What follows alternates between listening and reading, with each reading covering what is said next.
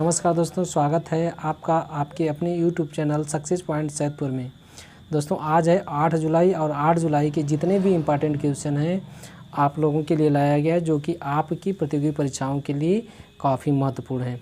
और दोस्तों अगर चैनल को सब्सक्राइब नहीं किए हैं तो कृपया सब्सक्राइब कर लीजिए और बेल आइकन को दबा दीजिए, जिससे कि आप मेरी तरफ से जो भी वीडियो यूट्यूब पर पढ़ते हैं आपको सबसे पहले मिल जाए।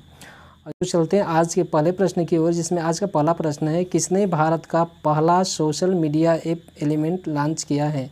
इस प्रश्न के 4 विकल्प हैं। पहला राष्ट्रपति, दूसरा उपराष्ट्रपति, तीसरा गृह मंत्री और चौथा प्रधानमंत्री।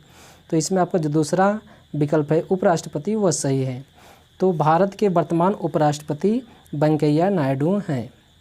ये 2002 से 2004 तक भारतीय जनता पार्टी के राष्ट्रीय अध्यक्ष रह चुके हैं तथा 17 जुलाई 2017 को भारत का 13वें उपराष्ट्रपति निर्वाचित हुए और 11 अगस्त 2017 को उपराष्ट्रपति बने। उपराष्ट्रपति ने भारत का पहला social media app elements launch किए हैं, जिनका इस्तेमाल कॉन्फ्रेंसिंग काल के लिए होगा। आज का अगला प्रश्न है, विश्व बैंक ने किस देश को निम्न श्रेणी गरीब वर्ग से मध्यम वर्ग श्रेणी में रखा है। इस प्रश्न के 4 विकल्प हैं। पहला नेपाल, दूसरा भूटान, तीसरा पाकिस्तान और चौथा अफगानिस्तान। तो इसमें आपका जो पहला विकल्प है नेपाल वह सही है। तो विश्व बैंक ने के मानकों के अनुसार किसी देश के प्रति व्यक्ति आय $1036 से कम है तो उसे निम्न वर्ग यानी गरीब वर्ग श्रेणी में रखा जाता है। और वर्ष 2021-22 में नेपाल ने उन्नति करके विश्व बैंक के अनुसार मध्यम वर्ग में पहुंच चुका है। आज का अगला प्रश्न है, किसके अनुसार 100 से कोरोना का संक्रमण नहीं होगा। इस प्रश्न के 4 विकल्प हैं। पहला ICMR, दूसरा WHO, तीसरा स्वास्थ्य मंत्रालय और चौथा DRDO। तो इसमें आपका जो पहला विकल्प है ICMR वह सही है। तो ICMR भारत में जैव चिकित्सा अनुसंधान हेतु एक चिकित्सा संस्थान है, जिसके सचिव या महानिदेशक VM कचोट हैं। ICMR के बायोलॉजिस्ट ने बताया है कि 100 से कोरोना का संक्रमण नहीं होता है। आज का अगला प्रश्न है, किस मंत्रालय ने जूनियर खिलाड़ियों के लिए टॉप्स योजना शुरू की है। इस प्रश्न के 4 विकल्प हैं। पहला केंद्र मंत्रालय, दूसरा खेल मंत्रालय, तीसरा गृह मंत्रालय और चौथा इनमें से कोई नहीं। तो इसमें जो आपका दूसरा विकल्प है खेल मंत्रालय वह सही है। तो खेल मंत्री किरण रिजिजू ने 3 जुलाई 2020 को कहा है कि उनकी सरकार वर्ष 2028 तक ओलंपिक चैंपियन बनाने के उद्देश्य हेतु देश में जूनियर एथलीटों के लिए टारगेट ओलंपिक कोडियम स्कीम यानी टॉप्स शुरू करेगी। आज का अगला प्रश्न है, स्वामी विवेकानंद का स्मृति दिवस किस दिन मनाया जाता है। इस प्रश्न के 4 विकल्प हैं।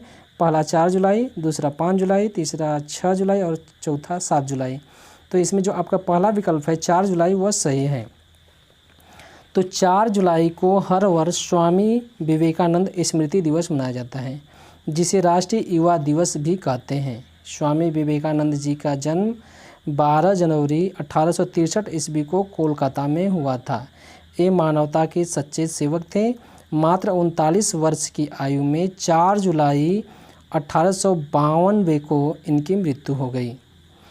इनके संदेशों को युवाओं को प्रेरणा का स्रोत बनाने के लिए 4 जुलाई को स्वामी विवेकानंद स्मृति दिवस तथा राष्ट्रीय युवा दिवस के रूप में मनाया जाता है। आज का अगला प्रश्न है, केरल राज्य ने किस नई परियोजना की शुरुआत की है। इस प्रश्न के 4 विकल्प हैं। पहला शानदार केरल, दूसरा ड्रीम केरल और तीसरा सार्थक केरल और चौथा इसमें से कोई नहीं। तो इसमें जो आपका दूसरा विकल्प है ड्रीम केरल वह सही है। तो ड्रीम केरल कोविड-19 संक्रमण के कारण अन्य राज्यों से अपनी नौकरी गंवा चुके युवाओं के लिए केरल सरकार ने ड्रीम केरल परियोजना की शुरुआत की है, जिसका मुख्य उद्देश्य प्रवासी तथा वर्तमान निवासियों के लिए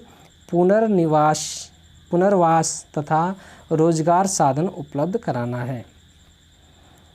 अगला प्रश्न है, विश्व एलर्जी सप्ताह कब से कब तक मनाया गया? इस प्रश्न के 4 विकल्प हैं। पहला 28 जून से 4 जुलाई, दूसरा 29 जून से 5 जुलाई, तीसरा 30 जून से 6 जुलाई और चौथा 1 जुलाई से 7 जुलाई।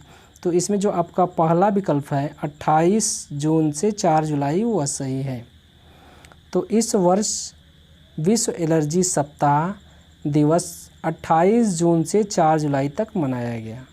प्रत्येक वर्ष विश्व एलर्जी संगठन हमारे समुदाय में एलर्जी के प्रभाव के बारे में जागरूकता बढ़ाने के लिए विश्व एलर्जी सप्ताह का आयोजन करता है।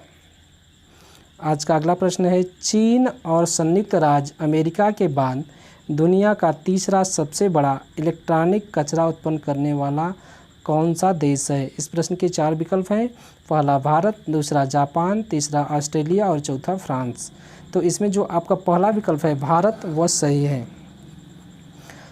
तो विश्व का सबसे अधिक इलेक्ट्रॉनिक कचरा उत्पन्न करने वाला देश चीन है तथा दूसरे स्थान पर संयुक्त राज्य अमेरिका है और वर्तमान में तीसरे स्थान पर भारत पहुंच चुका है। आज का अगला प्रश्न है, किस राज्य ने भूमिहीन किसानों के लिए बलराम योजना शुरू की है? इस प्रश्न के 4 विकल्प हैं। पहला आंध्र प्रदेश, दूसरा उड़ीसा, तीसरा उत्तर प्रदेश और चौथा दिल्ली। तो इसमें आपका जो दूसरा विकल्प है उड़ीसा वह सही है। उड़ीसा सरकार ने पूरे राज्य में भूमिहीन किसानों को कृषि ऋण प्रदान करने के लिए बलराम योजना की शुरुआत की है।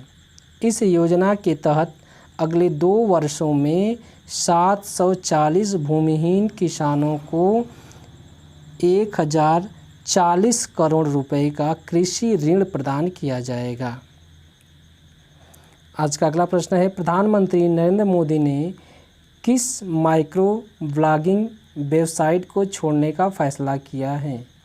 इस प्रश्न के 4 विकल्प हैं। पहला नरेंद्र मोदी ऑफिशियल, दूसरा सीना वीबो, तीसरा पीएम नरेंद्र मोदी और चौथा मेड इन इंडिया।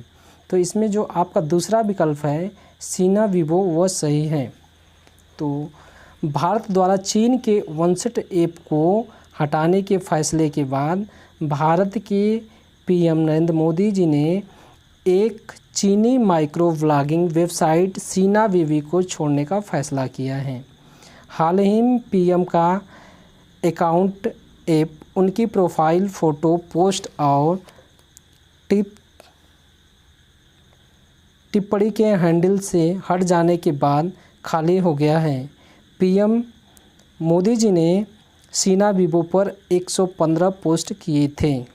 इस तरह से जो करंट अफेयर का क्वेश्चन था वह समाप्त हुआ। जैसा कि आप लोग जानते हैं कि इसी से संबंधित एक प्रश्न पूछा जाता है जिसको आप कमेंट के माध्यम से, जिसका आंसर आपको कमेंट के माध्यम से देना है। तो आज का प्रश्न है, पीएम मोदी जी ने सीना वीबो पर कुल कितने पोस्ट किए थे? इस प्रश्न का आंसर आप कमेंट के माध्यम से दे सकते हैं। और अगर चैनल को सब्सक्राइब नहीं किए तो कृपया सब्सक्राइब कर लीजिए और वीडियो को लाइक, शेयर, कमेंट अवश्य कीजिए। धन्यवाद।